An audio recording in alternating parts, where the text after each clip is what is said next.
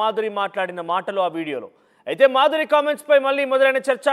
ఆసుపత్రిలో చేరితే దువ్వాడ తనను పట్టించుకోలేదని ఆవేదనగా వీడియో రిలీజ్ చేసి ఉంటుందంటూ కూడా అనుమానాలు వ్యక్తమవుతున్నాయి.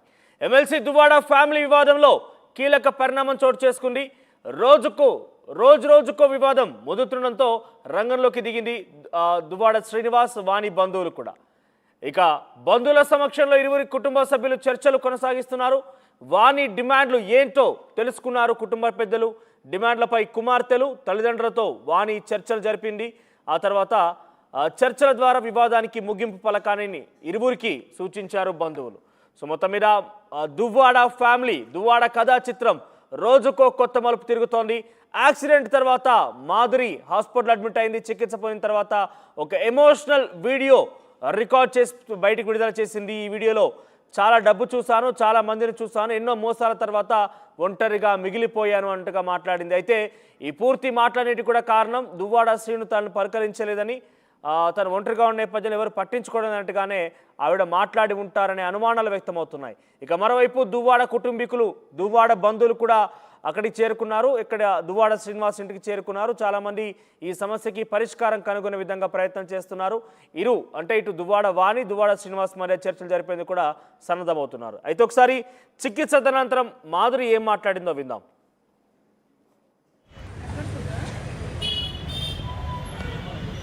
కోట్ల రూపాయల డబ్బులు చూశాను. నా చుట్టూ వందల మందిని చూశాను. మనుషుల్లో మానవత్వం ఒక్కటే ఉంటుందని నమ్మాను, కానీ మనుషుల్లో ఒక మోసమే ఉంటుందని తెలుసుకున్నాను. అందుకే ఇట్లా మిగిలిపోయాను.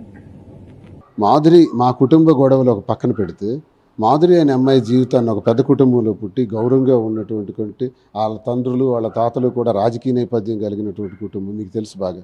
ఆ కుటుంబానికి చెందినటువంటి వ్యక్తిగా అమ్మాయి, యువతల టెక్కల్లో కూడా గౌరవమైన కుటుంబానికి చెందినటువంటి అమ్మాయిని దువ్వాడవాణియే తెచ్చి ఆ కుటుంబాలని కన్నవారికి అత్తవారికి దూరం చేసి స్కేప్ గోట్ చేసి బలిపశువుగా వాడి నడి రోడ్డు మీద వదిలేస్తే, ఇదే పరిస్థితుల్లో గత ఏడాది తను చనిపోవాలనుకుంది.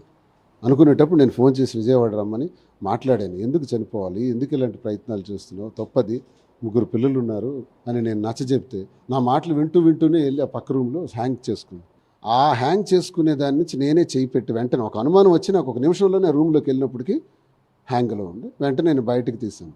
అయితే ఈ విషయాన్ని చెబితే ఏం జరుగుతుంది బయటికి? అసలు మాధురి ఎప్పుడైనా బయటకు వచ్చిందా? నువ్వు ఏ రోజైనా పార్టీలోకి రాని తీసుకొచ్చావో, ఈ రోజు వరకు జరిగిన సంఘటనలో ఎప్పుడైనా మీడియా ముందుకు వచ్చిందా? నువ్వు ఎన్నిసార్లు అబస్పాలు చేసావు. మాధురికి నాకు పేరు పెట్టి కన్నవారికి అత్తవారికి దూరం చేసావు అమ్మాయిని. ఎప్పుడైనా వచ్చిందా? రాలేదే. ఎప్పుడు రానమ్మాయి ఈ విషయంలో మాత్రం ఎందుకు వస్తుంది? జరిగిన సంఘటన ఇది. ఏ సందర్భంగా రానటువంటి మాధురి నేను ఉరేసుకున్నానని వస్తుందా? ఆమె ఉరేసుకుందని నేను చెప్తానా? ఇది రహస్యాలు కదండి. రహస్యాలు బయట పడ్డాయి కాబట్టి ఈరోజు వచ్చాయి. రహస్యాలు బయటపడినంత వరకు రహస్యంగానే వెళ్ళాలి. కుటుంబ వ్యవహారాలు ఇవి. ఆమెది కుటుంబం, నాది కుటుంబం, వాణిది కుటుంబం. నీలాగా ఎవడు రచ్చకెక్కడు, నీలాగా ఎవడు రోడ్డెక్కి మాట్లాడు, నీలాగా సైకోలాగా ఎవరు బిహేవ్ చేయరు. నీ లాంగ్వేజ్ ఏంటి, భాష ఏంటి? ఈ రోజు వరకు నాకు 2 ఏళ్ళు 3 ఏళ్ళుగా పరిచయం ఉన్నటువంటి మాధురి ఎప్పుడు కూడా డబ్బుల గురించి నా దగ్గర మాట్లాడలేదు. ఎందుకంటే ఆమె దగ్గర చాలా డబ్బు ఉంది. ఆమెకు సొంతంగా ఒక పెట్రోల్ బంక్ ఉంది. విశాఖపట్నంలో మంచి ఇవి ఉన్నాయి. ఒక్కొక్క బిల్డింగ్ 3 కోట్ల రూపాయలు విలువైనటువంటివి బిల్డింగ్స్ ఉన్నాయి, పొలాలు ఉన్నాయి. వాళ్ళ ఫ్యామిలీకి కూడా ఆస్తులు ఉన్నాయి. అది 3 ఆడపిల్లలు కూడా ఉన్నారు. 3 ఆడపిల్లలు ఉన్నారు. కాబట్టి మీకు ఒక ముఖ్యమైన విషయం చెప్పాలి. ఆ మాధురియే ఎలక్షన్ కింద ఒక 3-4 నెలల్లో ఐప్యాక్ టీమ్ అని, తర్వాత కాల్ సెంటర్ అని, అందరికి ఫోన్లు చేయడానికి, అందరికీ పంపిణీలు, చెప్పకూడదు ఎలక్షన్ ఎక్స్పెన్సెస్, ఒక 2 కోట్ల వరకు ఖర్చు పెట్టింది. ఈ బిల్డింగ్లో కూడా కొంత ఖర్చు పెట్టింది. ఆమెకి నేను ఇవ్వాలి తప్ప దువ్వాడ శ్రీనికి ఆమెకు పెట్టేసే పరిస్థితి లేదు. సార్ మీకు ఒక విషయం తెలుసు, నేను అవినీతి చేయలేదు, అక్రమాలు చేయలేదు, భూ కబ్జాలు చేయలేదు. డబ్బులు ఎక్కడి నుంచి వస్తాయి? నాకు గౌరవ వేతనం వస్తుంది, వ్యాపారాలు చేస్తే వస్తుంది. వ్యాపారాలు ఆపేసినారు, ఇప్పుడు ఇంకేదో వ్యాపారం చేయాలి. ఇది నా పరిస్థితి. అధికారం లేదు, ఏవీ లేవు. ఇప్పుడైతే విపరీతమైన సంఘర్షణలో ఉన్నాను, మానసిక ఒత్తిడిలో ఉన్నాను, నిజానికి డీప్ డిప్రెషన్లో ఉన్నాను. నేను చావాల్సిన పరిస్థితుల్లోనే ఉన్నాను. కానీ చనిపోయేటంత అమాయకమైన బేలగుండె నాది కాదు. మాధురి నిన్న యాక్సిడెంట్ చేసుకుని మరణించాలని తను ప్రయత్నించవచ్చు, కానీ నేను అంత అమాయకంగా అయితే నేను అంత స్థితికి వెళ్ళను. నేను ధైర్యం ఎలా కూడగట్టుకోవాలో నాకు తెలుసు. నా మానసిక స్థితి అలాంటిది. నేను దాన్ని ధైర్యంగా కూడగొట్టుకుంటాను. నేను ఆ పని చేయను. కానీ నేను అంటానంటే ఈ పరిస్థితుల్లో తనకి నేను డబ్బులు ఇవ్వాల్సిన అవసరం లేదు. తనకి ఇవ్వాలనుకున్నా నా దగ్గర ఏమీ లేదు. నా దగ్గర ఏముంది బూడిద అంటారు కదా.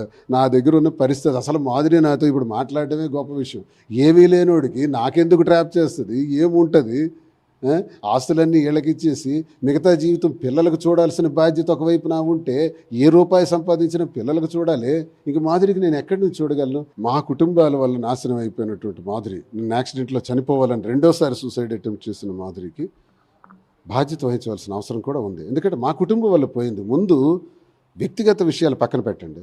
మా కుటుంబం వల్లే ఆమెకు నష్టం జరిగింది. వాడిని పిలవటం అయితే నాదే తప్పు కదా. మా ఇద్దరం కలిపి మరి స్కేప్ గోట్ చేసాం, బలిపశువం చేసాం. ఆమె 2 సార్లు సూసైడ్ అటెంప్ట్ చేసింది. ఈ 2 సార్లు సూసైడ్ అటెంప్ట్లో దేవుడి దేవులు బ్రతికి బయటపడ్డాడు. అంటే నేను ఆమెకు అడిగాను ఎలా అయింది యాక్సిడెంట్ అని. తను కూడా డీప్ డిప్రెషన్లో ఈ మాటలన్నీ ఆలోచించుకుంటూ వెళ్ళి లెఫ్ట్లో ఉన్న కారును కొట్టిందట. కొట్టిన వెంటనే స్పృహలోకి వచ్చినట్టు మళ్ళీ రైట్ టర్న్ తిప్పిందట. స్పాట్లో తిప్పగానే అది రైట్ టర్న్ తిరగగానే డివైడర్కి తగిలి 3-4 ఫల్టీలు కొట్టి కారు బోల్తా పడిపోయింది. అయితే అది స్కోడా కారు కాబట్టి బయటపడ్డారు. ఇంకో కారు అయితే అవుట్. కానీ మొత్తానికి 2 టైమ్స్ కూడా సూసైడ్ నుంచి ఆమె బయటపడటం, ఆ కారునే గుద్ది అక్కడే సూసైడ్ చేసుకోవాలనుకోలేదు. ఎందుకు బ్రతకాలి అని ఒక డీప్ డిప్రెషన్లో వెళ్తుంది, అనుకోకుండా హిట్ అయింది అది. ఇప్పుడు ఏదైనా ఆమెకు అన్యాయం జరిగింది. ఈ అన్యాయం జరిగిన దానికి నాకు 2 ఏళ్లుగా ఆమె నాకు అన్ని సౌకర్యాలు ఏర్పాటు చేసి చూస్తుంది. ఎలాగ సాటి మనిషిగా ఎలా వదిలేస్తాం? చూడాలి, ఆమె బాధ్యత కూడా చూడాలి. ఈరోజు హాస్పిటల్కి లేదు సార్, నా సమస్యలు నాకు ఉన్నాయి. నా సమస్యలు మీరు చెప్పినట్టే పరిష్కారం అవ్వాలి. వీళ్ళు ఇక్కడ వచ్చి కూర్చున్నారు. ఇదేదో ఆల్రెడీ నాకు తెలిసి ఆమె ఇంకా ఇది చేయకూడదు. ఎందుకంటే ఆల్రెడీ 498 మీద ఇచ్చింది. నేను కంప్లైంట్ ఇచ్చాను, ఎఫ్ఐఆర్లు అయ్యాయి, నేను డివోర్స్ నోటీస్ ఇచ్చేసాను. ఇక్కడ కోర్టులో తేల్చుకోవాలి వాళ్ళు. కోట్ల రూపాయల డబ్బులు చూశాను. నా చుట్టూ 100 మందిని చూశాను. మనుషుల్లో మానవత్వం ఒక్కటే ఉంటుందని నమ్మాను. కానీ మనుషుల్లో ఒక మోసమే ఉంటుందని తెలుసుకున్నాను. అందుకే ఈరోజు గట్టిగా మెదిగిపోయాను. కోట్ల రూపాయల డబ్బులు చూశాను. నా చుట్టూ 100 మందిని చూశాను. మనుషుల్లో మానవత్వం ఒక్కటే ఉంటుందని నమ్మాను. కానీ మనుషుల్లో ఒక మోసమే ఉంటుందని తెలుసుకున్నాను. అందుకే ఈరోజు గట్టిగా మెదిగిపోయాను. కోట్ల రూపాయల డబ్బులు చూశాను.